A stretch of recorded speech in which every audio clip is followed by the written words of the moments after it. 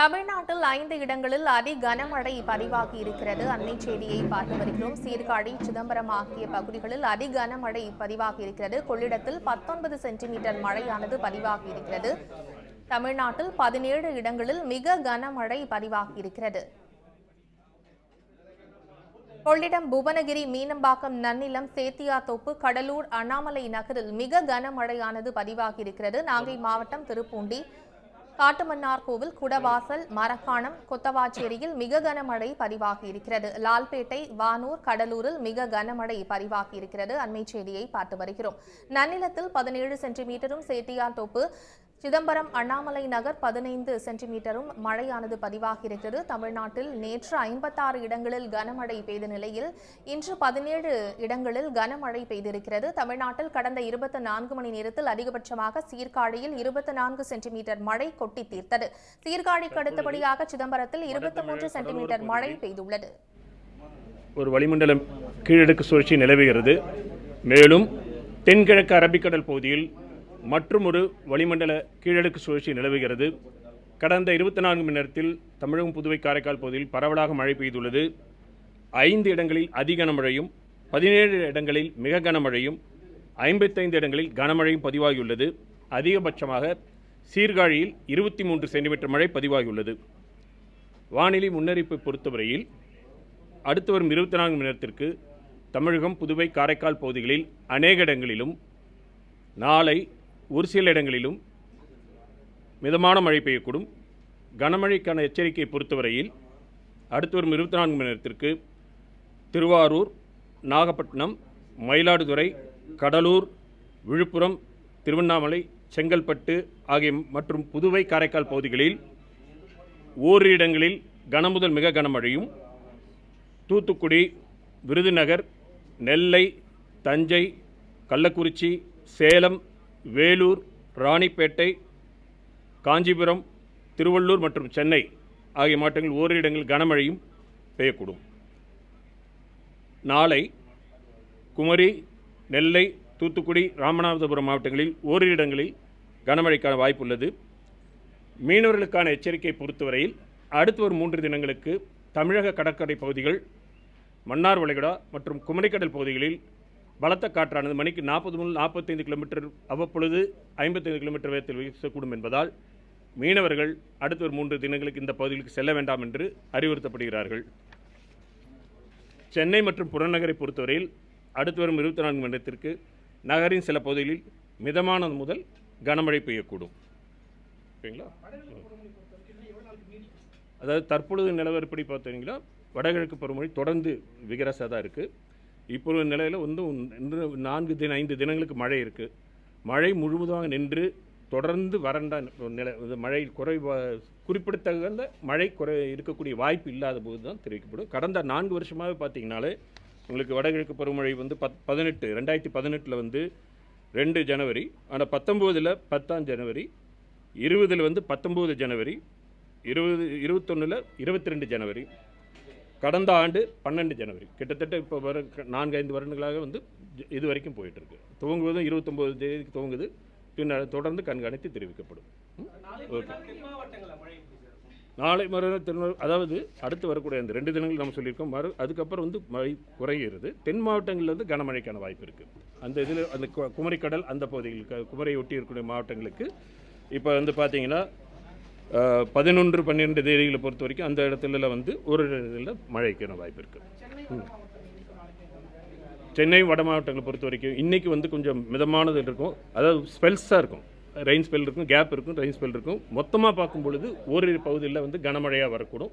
பெரும்பாலும் 5, 6, 7 அந்த மாதிரி இதில் 5, 4 அதில் பெரும்பாலான இடங்களில் இருக்கும். ஓரிரு இடங்கள்லேருந்து கனமழைக்கான வாய்ப்பு இருக்குது.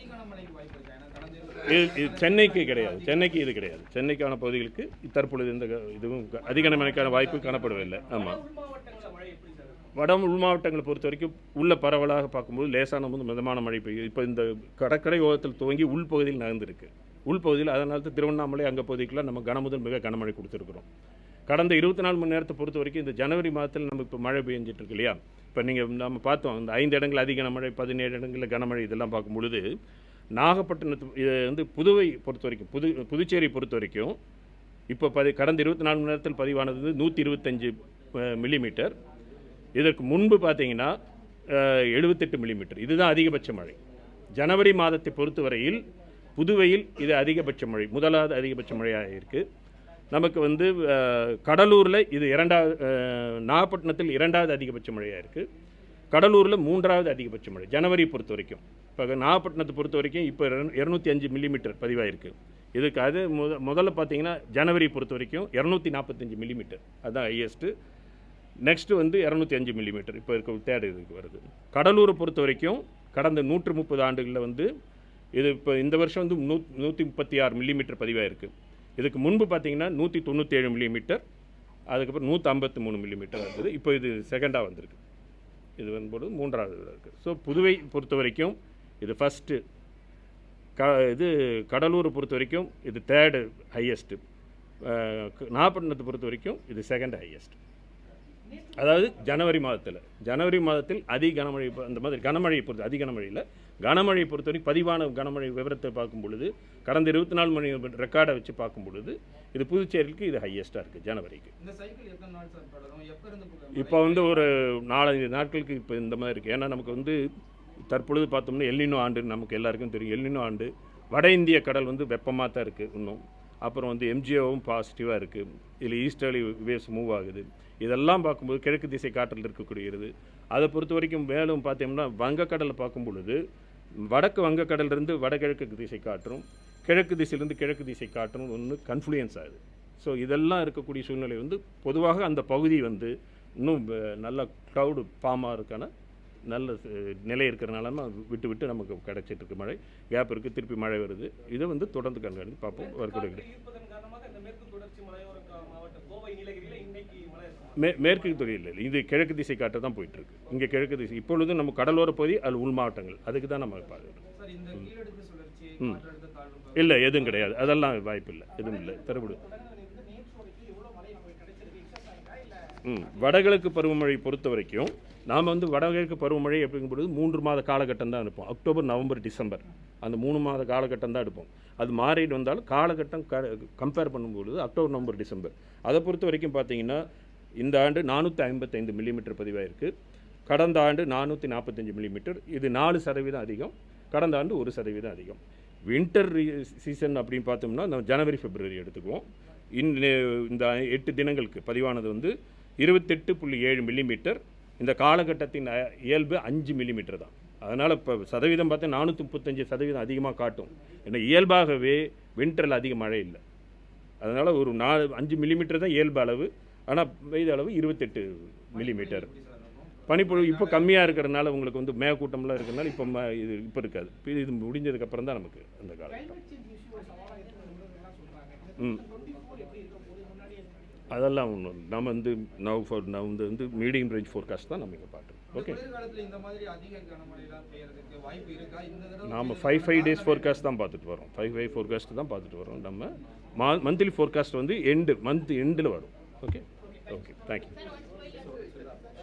முடிஞ்சது திருப்பி இது பண்ண.